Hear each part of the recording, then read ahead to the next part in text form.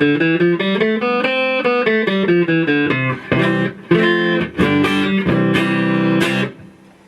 this lesson, we're going to talk about what a pick is and how to use it.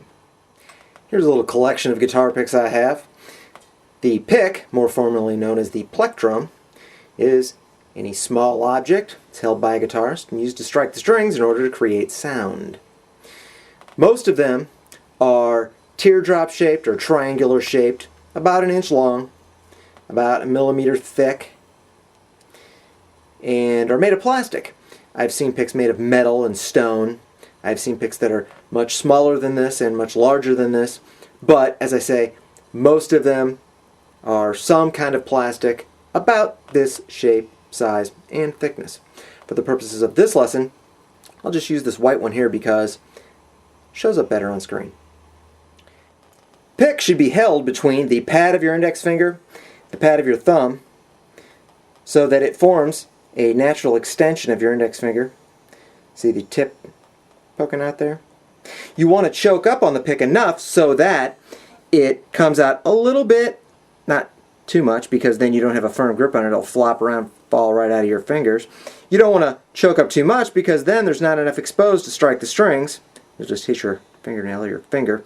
You want to have just enough of it exposed so that it forms that natural extension, so that the tip comes out there, and that you've got a loose, light, but firm grip on it. Don't hold it too tight, otherwise your fingers and your hand will get all tense and it'll be difficult to strike the strings with it like you're supposed to.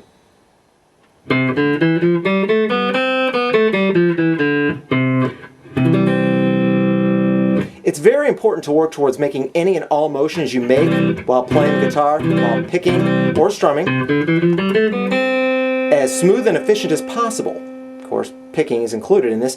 You want to do this by focusing on proper body mechanics. Start with good posture, but remember that translates all the way down your arm, your forearm, your elbow, to your wrist, and your hand, and your fingers, so that you've got a loose and relaxed approach to this. You want to have just enough pressure, you want to use just enough pressure to make the sound necessary. Those fine motor skills of picking individual strings or to strumming across strings. Those are very difficult things to learn. You'll have a lot of time to practice it. You'll have to be patient with yourself. But remember, it should be as smooth and efficient as possible without any pressure that would be wasted effort.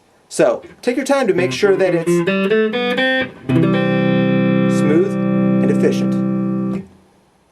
Remember that when you are striking the strings, either individually or in a group of them as playing a chord, that you strike the strings very lightly and evenly. Don't dig in too far. Don't put the pick too far into the string, because that's only going to make it harder to get to the next note or next string. You'll get caught in there. And also, it can cause the string to vibrate too much unnecessarily, make the pitch sharp, or cause too much of an uneven sound from note to note. So you want to lightly graze over the string in either direction.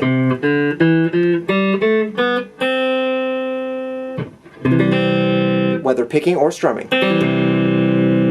Remember that you want to have a smooth and efficient motion with just enough pressure on the pick, and you want to lightly graze over the strings. Don't dig in too far. And you'll be on your way.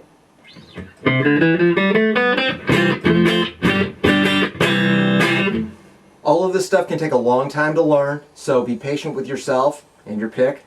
We'll see you in future lessons.